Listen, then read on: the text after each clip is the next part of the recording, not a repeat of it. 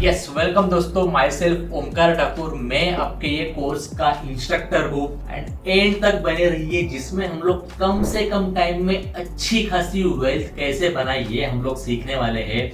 लेकिन शुरू करने से पहले मेरा आपको एक सवाल है कि वो एक ऐसी कौन सी चीज है जिसके बिना इंसान रह नहीं सकता है। अभी आप बोलोगे कि ऑक्सीजन। भाई मैंने आपसे पूछा कि वो ऐसी कौन सी चीज है जिसके बिना इंसान रह नहीं सकता है। ऑक्सीजन के बिना इंसान जी नहीं सकता है। अभी आप बोलोगे कि आप ये क्या पूछ रहे हो। ये तो चीजें हम लोग ने 4th स्टैंडर्ड में ही सीखी थी, जैसे कि there are 3 necessities of life, food, cloth and shelter, यानी कि रोटी, कपड़ा और मकान। ये चीजें जो है वो लाइफ की नीड्स है हमारी, इसके बिना इंसान रह नहीं सकता है। तो आपने जो सीखा वो क्यों सीखा। अभी आप बोलोगे कि नॉलेज लेने के लिए। तो नॉलेज लेके क्या करोगे। अभी भी आपके पास फूड, क्लोथ एंड शेल्टर है, लेकिन आपकी जो ख्वाहिशें है, आपकी जो ख्वाब है, आपके जो मन्नतें हैं, वो आप कैसे फुलफिल करोगे। तो ये उसी के लिए चाहिए आपको एक वो चीज जिसके बाद आप जो आपकी सभी ख्वाहिशें हैं, सभी मन्नतें जो है, जो आप खाते हो, यानी कि फूड, वो आप अच्छे 5 स्टार होटल में जाके खा सकते हो। आप जो पहन रहे हो वो अच्छा खासा ब्रांडेड पहन सकते हो। आप जहाँ पे रहते हो वो एक सिटी में प्राइम लोकेशन में लग्जरियस लाइफ जी सकते हो। इसी के लिए आपको एक वो चीज चाहिए जिससे कहते हैं हम लोग पैसा।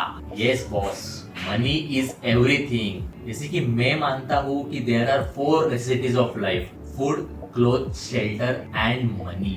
यस, इसको हम लोग भूल नहीं सकते और आज के डेट में ये हमारी जरूरत है। तो अभी हम लोग देखते हैं कि ये पैसा आया कहाँ से। पैसा जब पहले नहीं था तो पैसा आया कहाँ से। क्या माउंट एवरेस्ट पे छुपा के रखा था या फिर पैसिफिक सी में छुपा के रखा था जो डायरेक्टली प्रकट हो गया। ऐसा तो नहीं हुआ था। पैसा आया कहाँ से। जब भी पैसा एग्जिस्ट नहीं करता था तभी एक सिंपल मैकेनिज्म फॉलो करते थे लोग, जिसे कहते हैं बार्टर सिस्टम। बार्टर सिस्टम क्या है, एक एग्जांपल के तौर पे हम लोग देखते हैं। बार्टर यानी कि आपस में एक्सचेंज। अगर कोई पर्सन कैपिटलिस्ट है और एक पर्सन के पास मुर्गियां है तो दूसरे पर्सन के पास गाय और भैंसे है, तो जो गाय और भैंसों से मिलने वाला मिल्क जो है वो जिसके पास मुर्गियां है उसको बंदा देता है, एंड जिसके पास मुर्गियां है उसके बाद जो एग्स मिलते हैं वो बंदा जो है वो मिल्क जो प्रोवाइड करता है उसे देता है। यानी कि क्या कि एक हाथ से दो, एक हाथ से लो। ये इसे हम लोग बार्टर एक्सचेंज कहते थे, बार्टर सिस्टम कहते थे, और ये पहले एग्जिस्ट करता था। लेकिन वो टाइम पे अगर आप देखोगे तो एक एग्जांपल के तौर पे हम लोग समझते हैं कि देयर आर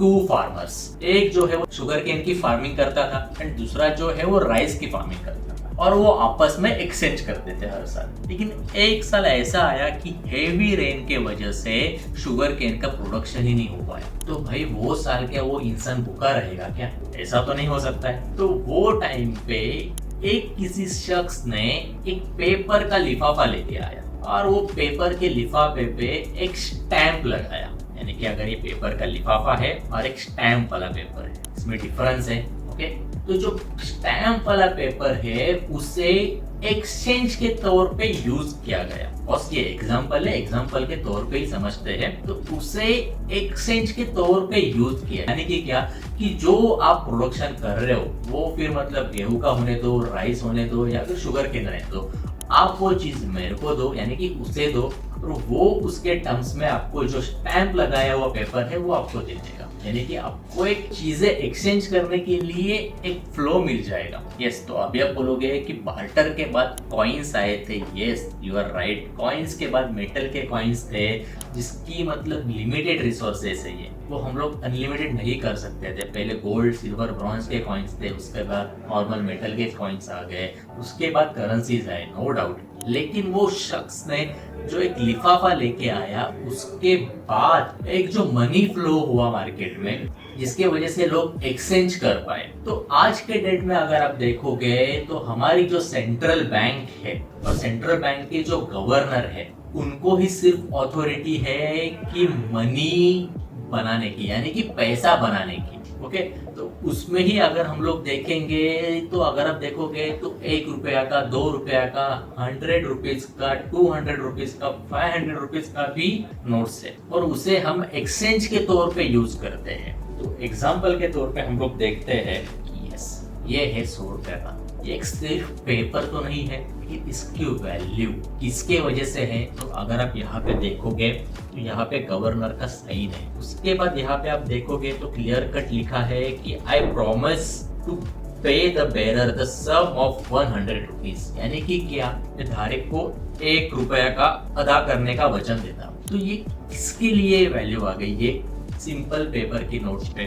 तो इसके ऊपर गवर्नर की साइन है, यहाँ पे रिजर्व बैंक का स्टैम्प है। तो इसी के वजह से पैसा जो है वो इकोनॉमी में फ्लो हुआ, और इसी की ही वैल्यू जो है वो अभी लाखों करोड़ों में है।